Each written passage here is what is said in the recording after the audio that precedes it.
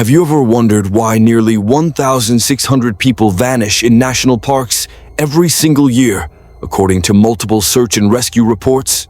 Why campers often describe the forest at night as alive, watching them back, even when no animals are around?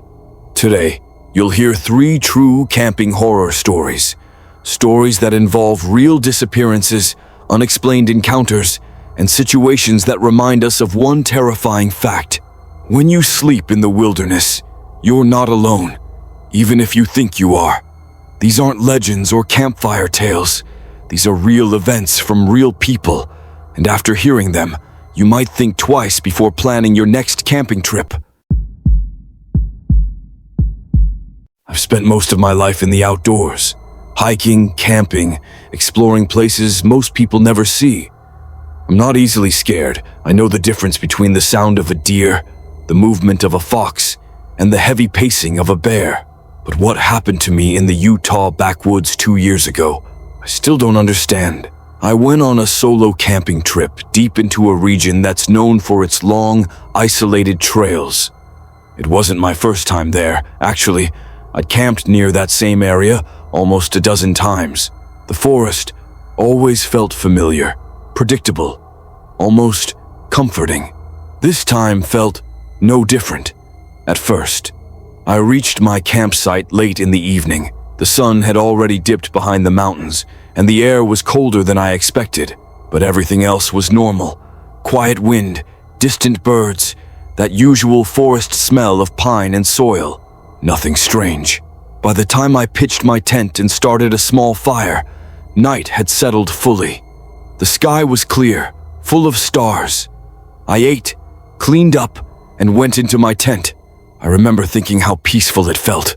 And then, sometime after midnight, I woke up. At first, I thought it was the wind, but then I heard it again. Slow, deliberate footsteps moving outside my tent. Not wandering, not confused, not animal-like, just circling. I held my breath. I know what animals sound like when they walk. They move with instinct, either cautiously or quickly. These footsteps were neither. They were too controlled, too careful, each one landing exactly the same distance apart, like someone placing their feet with intention. I whispered, "Hello?" No answer. The footsteps stopped completely. I waited, listening for breathing, rustling, anything, but the forest was dead silent, unnaturally so, as if everything had gone still at the same time. Even the wind had stopped. After a full minute passed, I unzipped my tent just an inch and peeked out. Nothing, just darkness and trees. But the feeling that someone was standing just out of sight wouldn't leave me. Eventually, after lying awake for nearly an hour, I convinced myself it had been some kind of animal behaving oddly. I forced myself to relax and eventually drifted back to sleep. When morning came, I went outside to check. That was when the fear hit me for the first time. There were footprints in the dirt, human footprints, barefoot, and they led directly toward my tent. But there were none leading away, no returning steps, no trail moving in the opposite direction. It was like someone had walked right up to my campsite and then vanished into thin air. I stood there staring at them, trying to make sense of it. Could they have been left the day before? No, there had been light rainfall that evening. The prints were fresh. I told myself a logical story. Maybe the person left in the exact same footprints, stepping perfectly on their earlier marks. But who walks barefoot in the cold forest at night? And why circle my tent? I tried to brush it off. I packed my gear and decided to continue my planned route. I didn't want fear to ruin a trip I'd looked forward to, but something felt wrong the rest of the day. The forest felt aware of me. I kept catching glimpses of movement in the trees. I kept hearing branches shift, as if someone was matching my pace. When dusk arrived, I set up camp again, this time near a thick rock wall, so nothing could circle behind me. I tried to sleep, but my nerves wouldn't let me. I lay awake in my sleeping bag, listening to the night insects and trying to convince myself that the morning footprints had a normal explanation. Around 1 a.m., the insects suddenly stopped. The forest went silent. And then I heard them again. The same footsteps, slow, heavy, careful. But this time, they weren't circling. They were coming directly toward my tent. One step, then a pause, another step, closer each time. I sat up, sweating, heart pounding so loud I could feel it in my throat. "Who's out there?" I said, louder this time. Still nothing. The footsteps reached the edge of the tent. I grabbed my flashlight and unzipped the tent halfway. The moment I turned the light on and pointed it outside, something moved, fast. I saw it for a fraction of a second. A tall figure standing between two trees, pale from head to toe, motionless, staring straight at me. The beam hit it, and it stepped back. Not walked, not ran. It slid backward into the darkness without making a single sound, almost like it melted into the shadows. My body locked. I couldn't breathe, couldn't think. Every instinct in me screamed to run, but my legs wouldn't move.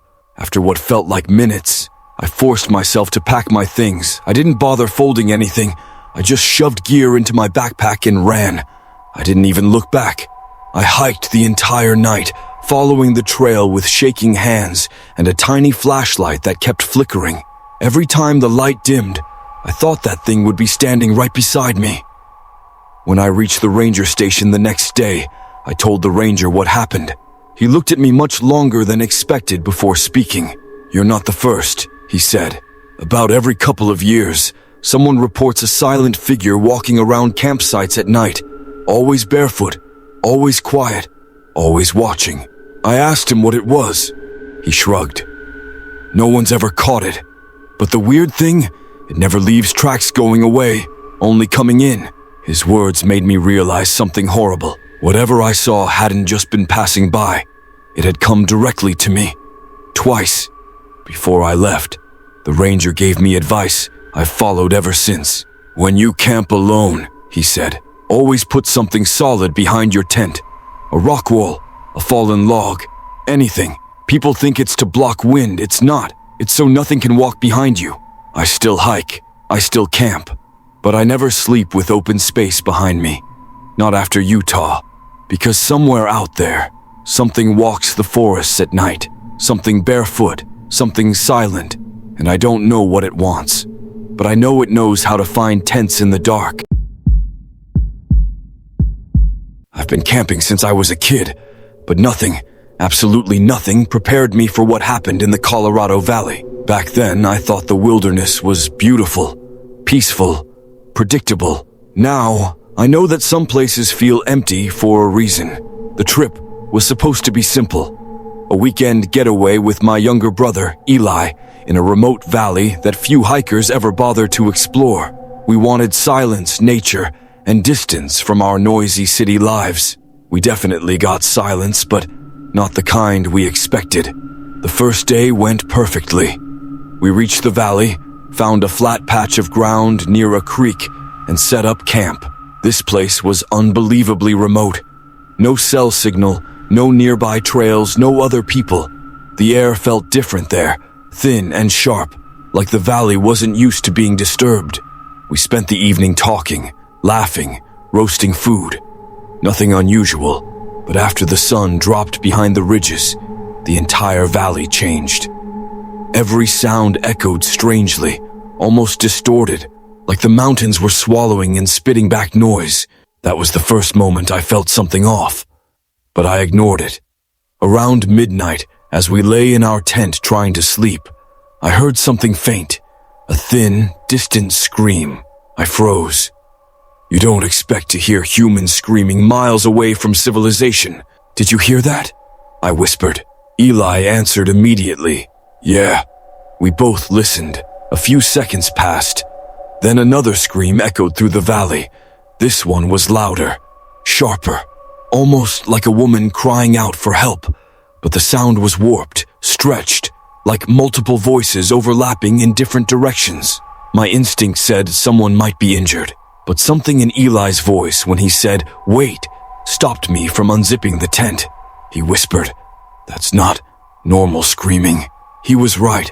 I've heard people scream before. Panic, fear, anger. This wasn't human emotion. This was something imitating emotion. The scream rang out again, and this time, it sounded like it was coming from behind us. But then, only a heartbeat later, it echoed from the front of the valley. Then from the left, then the right, like something was moving impossibly fast, or it wasn't moving at all, and the valley itself was throwing the sound around. Eli gripped my arm so tightly, I could feel his nails digging into my skin. "What if it wants us to come out?" he whispered. His words hit me hard, because the scream didn't sound panicked anymore. It sounded almost inviting. I tried to convince myself it was an animal, maybe a mountain lion. They're known to mimic human-like shrieks, but no animal can project sound from 4 different directions within seconds. We stayed completely silent, breathing as quietly as possible. Then, just as suddenly as it began, the screaming stopped. The silence that followed felt wrong. It wasn't peaceful. It felt like the valley was holding its breath, waiting. Minutes passed, and then we heard footsteps, not cautious, not curious, running. Something was sprinting toward our tent at full speed. Heavy, fast, too fast to be human. The ground actually vibrated with each step. My whole body tensed, ready for impact. I grabbed my pocket knife. It felt like holding a toothpick against a monster. The footsteps got closer and closer until they stopped. Not slowed, not faded, just stopped instantly, right before reaching our tent, dead silent. That was somehow worse than if something had attacked. I mouthed to Eli, "Don't move."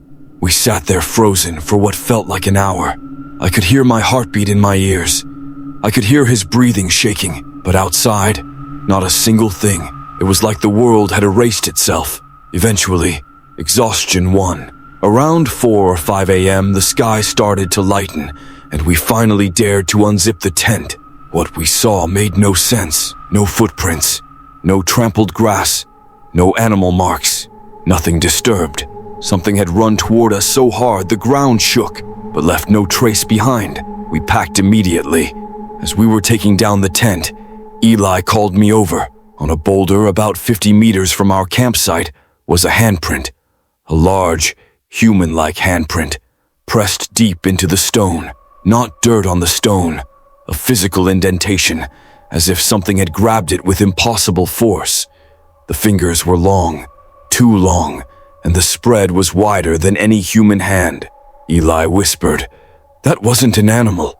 I didn't respond, because I didn't have an answer. We left fast, barely speaking on the hike back. The entire way out, I had the disturbing feeling that something was following us. But every time I turned, there was nothing. When we reached a ranger station later, we told one of the officers what we heard. He exchanged a slow, uneasy glance with another ranger. Finally, he said quietly, "You boys camped in the lower valley, didn't you?" "Yeah," I replied. He sighed through his teeth. "I'm going to give you advice. Don't go back there." "Why?" I asked. He didn't hesitate. "That place. People hear things that sound human but aren't." I pressed him for more, but he refused to explain. Eli and I got in the car, and for a long time, we just sat there in silence. Before we drove off, Eli said something that still sticks with me. "It wasn't screaming for help," he said softly. "It was screaming to see which direction we'd run. That was the last camping trip we ever took together, and now, whenever someone asks me if the forest is dangerous, I always say the same thing. Nature isn't the scary part. It's what imitates nature that you should be afraid of." People assume the scariest part of the wilderness is the animals. Bears, wolves, mountain lions. They don't realize that animals behave logically, predictably. What you really need to fear are the things that don't behave like anything alive. I learned that in the northern Canadian forests during the last solo trip I ever took. I'd been camping alone for years. I loved the quiet, the isolation, the sense that the world finally made sense when everything else disappeared.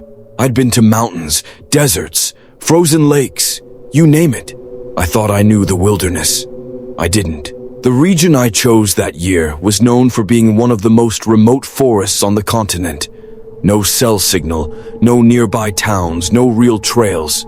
Just endless miles of trees stacked so densely that sunlight barely touched the forest floor.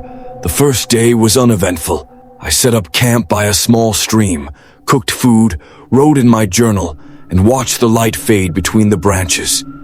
It was peaceful, until evening. That's when the forest suddenly felt too quiet, not normal quiet, wrong quiet, like someone had pressed pause on the world. At around dusk, while gathering firewood, I felt a jolt of unease.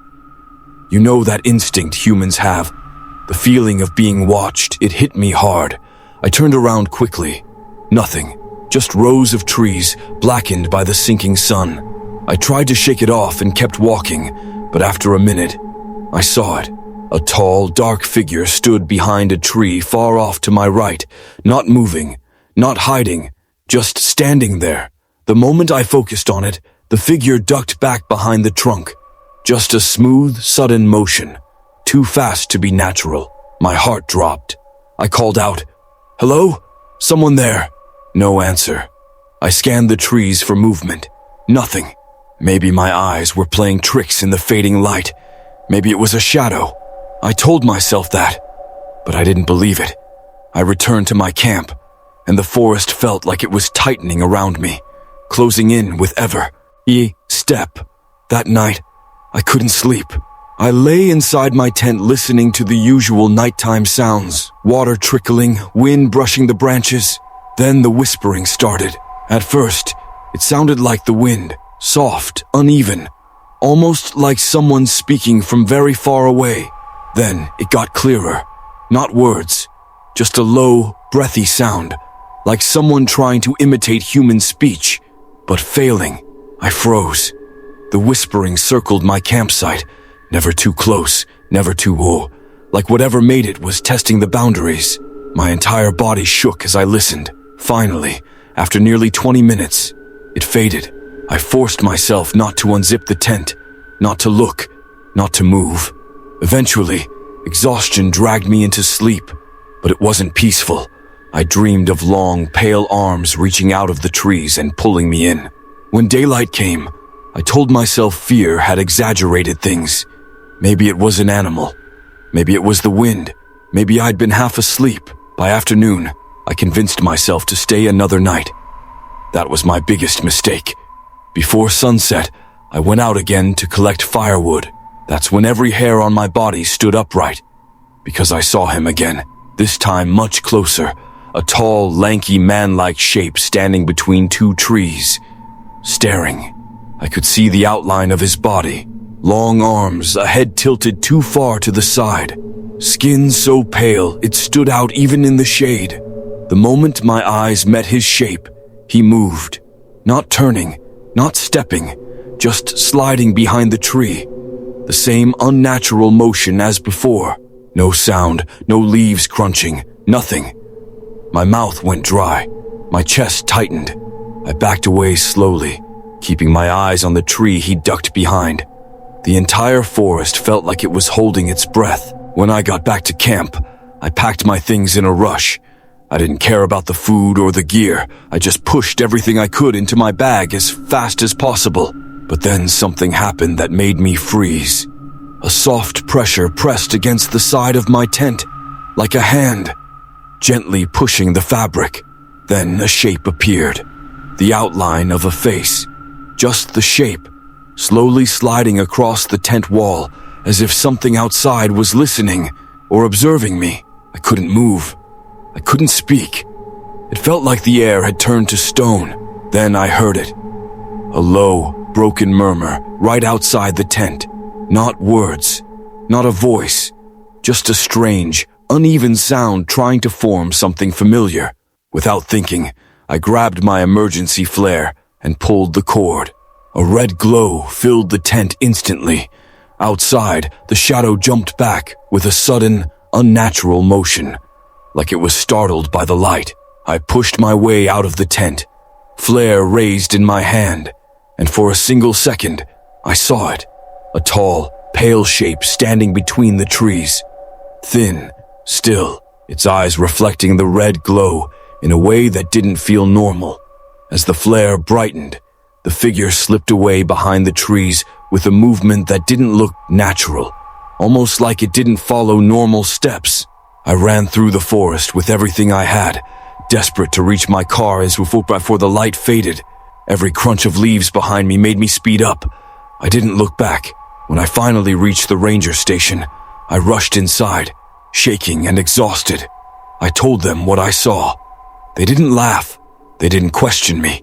One ranger closed the door and said softly, "You're not the first to talk about something like that." I stared at him. "People have seen a tall figure in those woods for years," he explained. "Some think it's someone living out there alone. Some think it's something we don't fully understand." I asked why they never found it. He sighed. "We try, but every time we get close, it goes deeper into the forest, like it knows the place better than anyone." Another ranger added quietly, "It doesn't harm people. It just watches. And honestly, that might be more unsettling." I left immediately. I never returned to that forest. And now, even when I'm at home, sometimes late at night, I still remember that broken sound outside my tent, like something trying to imitate a human voice. And I can't stop thinking, what if the forest has its own watcher? Something pale, something quiet, something waiting in the places where the light doesn't reach. If these stories taught us anything, it's that the wilderness holds secrets we don't fully understand. Sometimes it's nature, sometimes it's people, and sometimes it's something else entirely. If you want more true horror stories like this, let me know. Stay safe, and remember, the forest is quiet until it isn't.